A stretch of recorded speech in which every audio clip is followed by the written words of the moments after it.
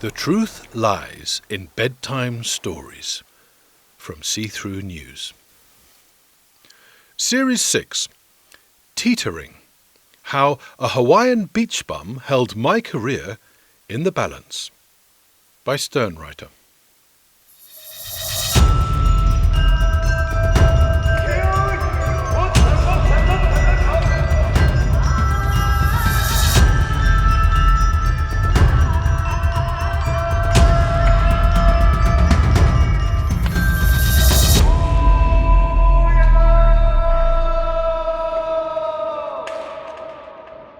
Episode 3. Sumo Fan. Not long after arriving in Japan, I started paying serious attention to sumo. Now, this was partly because of the interest kindled by the TV coverage I'd seen in the UK, but it was also a consequence of my new job. In 1991, before 24-hour news and constant demand for online content, working in a TV news bureau was a very different job.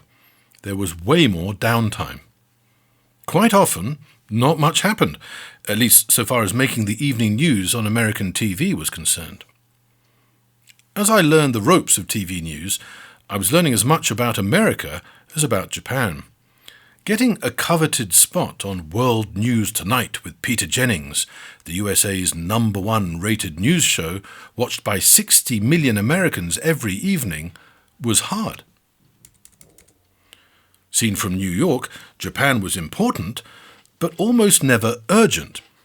It wasn't the Middle East, where things happened spectacularly on a daily basis. It wasn't a near neighbour like Canada, Mexico, and Central America. It wasn't Europe, with all its cultural familiarity. Of course, our New York editors knew Japan was a big story. After the end of the Cold War, Japan formed America's most important bilateral relationship, bar none. It was the biggest trading partnership on the planet. That's why the ABC News Tokyo Bureau was so lavishly staffed. Our dozen employees included 3 ASPRODs, 2 for daytime and 1 for overnight. But in the absence of hard news, floods, fire, famine, terrorism, getting a Japan story on air was tough. This was my introduction to the subtle art of the news feature. News features are non-urgent stories that require some kind of hook to get on air. The visit of a senior cabinet official, some spurious anniversary, the rounder the number the better, anything. Some American connection, however tenuous, was a prerequisite for making the news.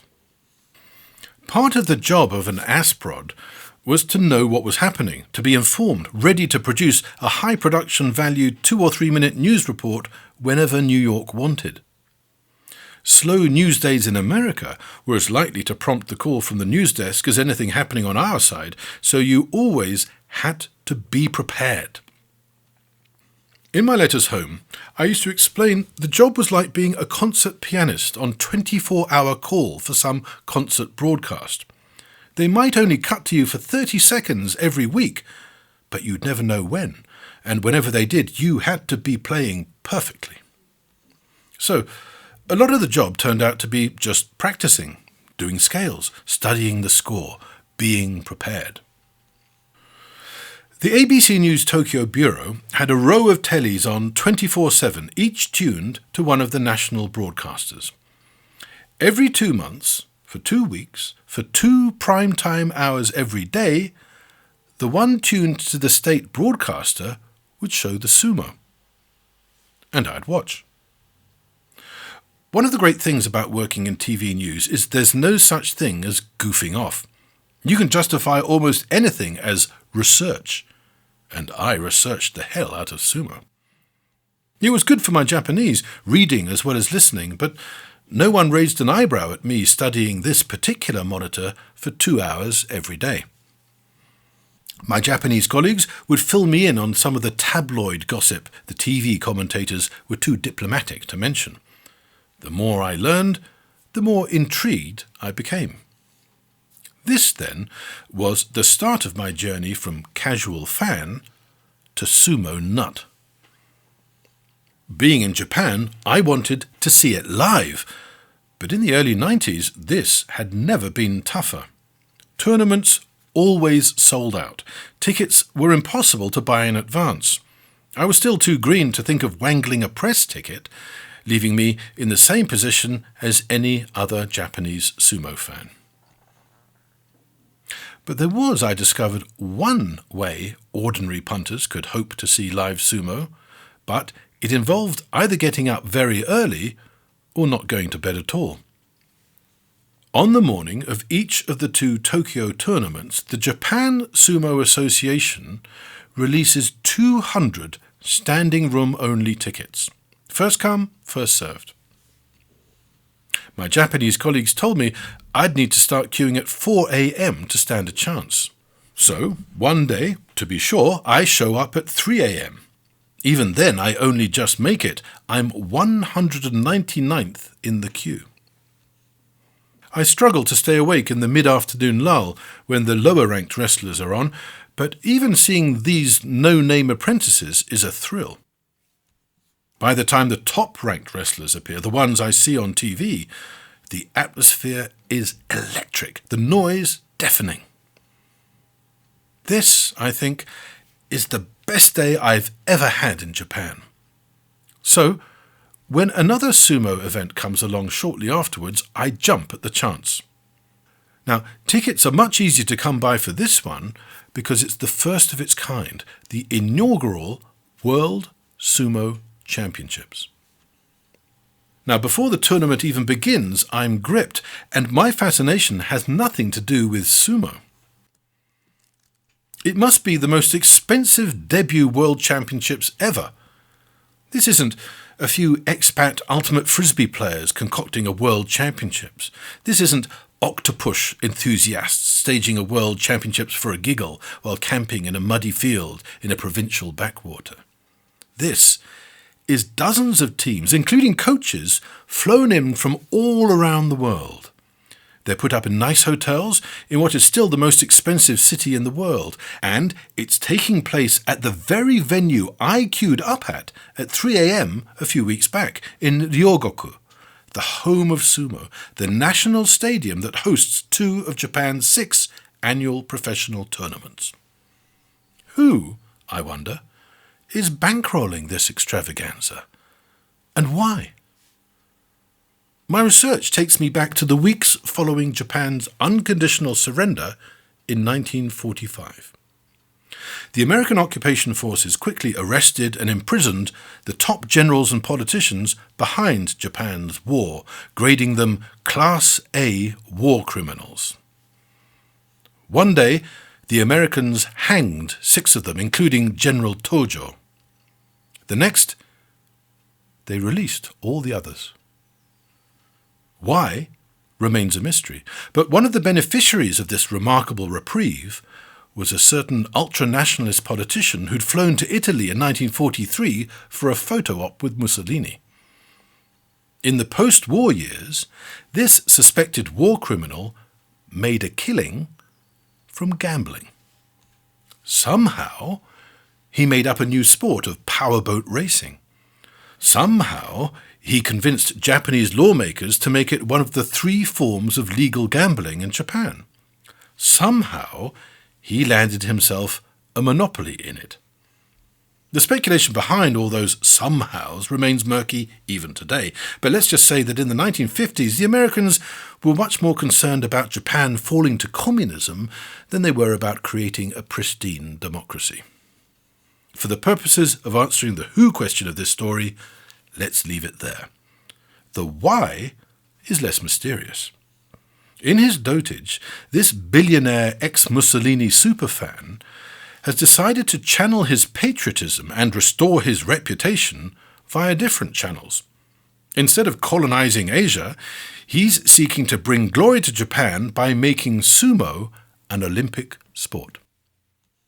One Olympic requirement is a history of world championships, so, at the peak of Japan's bubble economy, this aging gambling billionaire is throwing money at it with spectacular results. That, then, is how I spend a surreal weekend watching Tunisia grapple with Bulgaria, Brazil face off against New Zealand, and Latvia take on Thailand. A few of the competing countries have similar wrestling traditions with similar rules and techniques. Mongolia has its bok, Russia its sambo, Turkey its yali guresh, Korea its siriyam. As they warm up, it's clear that wrestlers from these countries look like they know one side of a dohyo from the other. Most, though, don't have a clue. They're clearly here for the freebie junket. Once I asked myself how I would go about inviting participants to the first ever World Sumo Championships, it starts to make sense. The organisers appear to have contacted the national associations of better-travelled Japanese martial arts like judo and karate. Put together a sumo team, they must have said, and the free tickets, hotel accommodation and per diems are all yours. Once the World Sumo Championships get underway, it soon becomes clear not everyone has taken their invitations equally seriously. The next bout involves Kenya. A pot-bellied, knock-kneed karate administrator, who must have been closer to 60 than 50, climbs stiffly onto the dohyo. A minute later, he's scuttling backwards from it so fast his opponent barely has time to touch him. It looks more like a game of tag than a sumo bout. An injury, presumably, would ruin his shopping trip to buy all those Sony Walkmans to take home. Backpedaling, white-haired Kenyan administrators are just one of the delights on view. I barely dare risk a toilet break in case I miss something. I consult my comprehensive, beautifully printed program. Announcements in Japanese and English keep us abreast of developments. Helpfully, you can tell each wrestler's nationality at a glance. Each of their mawashi, or belts, bears a 3-letter country identifier. The appearance of one of the American team generates gasps amongst the audience. Team USA captain Manny Yarborough briefly occludes the entrance to the changing rooms before everyone's head turns towards him as he enters the ring. Half the audience is transfixed by Manny. The other half's heads dip to consult the program. His day job is listed as truck driver. He's from New Jersey. At more than 300 kilos, he's officially the world's heaviest living athlete. Now, Manny went on to become quite a big mixed martial arts star. He could hardly have avoided it, I suppose. But this is his first time on the world stage. Manny's triple XL mawashi bears the letters USA on the front. In the first round, he's matched up with a skinny lad from Madagascar. I still have the photo. In the foreground, out of focus, looms Manny's massive rear. Centre frame, pin sharp thanks to my telephoto lens, is the Madagascan, who probably literally weighs less than one of his opponent's legs. You can see his defiant face, his slim torso, his mawashi bearing the letters M-A-D. In a concession to Olympic standards, the World Championships, unlike professional sumo, have 2 weight divisions, but this was still the biggest chap Madagascar could rustle up. There are other compromises in pursuit of Olympic status. Sumo might be Japan's traditional sport, but no one expects foreigners, gaijin in Japanese, to go full Shinto. Sumo physics requires both wrestlers to wear mawashi, but for the World Championships, buttock bearing is optional. Some still go full half moon, but those from more modest cultures wear underpants underneath. Other concessions to the practicalities of becoming an Olympic sport include no Shinto salt throwing to purify the ring. There's less ritual belly slapping for the warm-up. Not all wrestlers take their defeats with the same scrupulous dignity displayed by the pros. Still, it's undeniably the same sport with the same appeal as the spectacle I'm accustomed to watching in the ABC News Tokyo Bureau for 2 hours every 2 months, 6 times a year. I loved introducing recently arrived foreigners to sumo. vicariously enjoying their creeping interest. Chipping away at any initial skepticism, I'd lure them deeper and deeper to join me down the sumo wormhole. If you want to understand Japan, I'd tell them, gnomically, understand sumo. I'd show them the banzuke. Now, banzuke are the posters published in the build-up to each of the 6 tournaments. Functionally, banzuke are simply announcements of the latest official rankings, which was always news to a Japanese audience. If a wrestler had been promoted to the second highest rank of ozeki, champion, it would make the evening news. Should anyone be promoted to yokozuna, grand champion, it would lead the news. I'd never witnessed such a seismic event, but still, I'd tell my Japan virgins, these banzuke are so much more than just league tables. For a start, they're calligraphic works of art. Like everything else in Japan, banzuke follow very precise rules. In fact, I tell them, they're perfect symbols of Japanese society. See the graduated difference in font size used for listing the fighting names in each division, I'd point out. Star billing on Hollywood posters has nothing on this. Banzuke are the perfect expression of Japanese society's hierarchical nature. Like an elaborate optician's eye test chart, the banzuke tests not your eyesight, but how deep you're prepared to dive into the minutiae of Japanese culture. At the top, in huge print, are the professional stars, the ones who appear on primetime TV, the household names. Below them, 4 further divisions, each in a smaller font, down to the teenage apprentices who wrestle in front of deserted seats at 9 a.m. To read their names, you literally need a magnifying glass. Now, most of my Japan newbies would be pretty impressed at this point. Now was the time to play my trump card. See that narrow central column separating the East and West divisions? I'd casually say. See how it follows exactly the same strict font hierarchy? They're the names of the gyoji, the referees. The gyoji are promoted according to their own strict rules, and their status is also reflected in the font size. At the top, in big characters, are the elite gyoji, the peacock priests who wield their gunbai, those ceremonial samurai fans, as they perform their protracted, quasi-religious, pre-bout purification rituals. Now look, down there, at the bottom, in microfont, I'd say. They're the names of their teenage apprentice gyoji. These are scrawny, spotty kids sporting simple black smocks right at the start of their gyoji careers, whose time in the limelight lasts only seconds. Then, when my Japan virgins start shaking their heads in incredulity, I'd play my joker.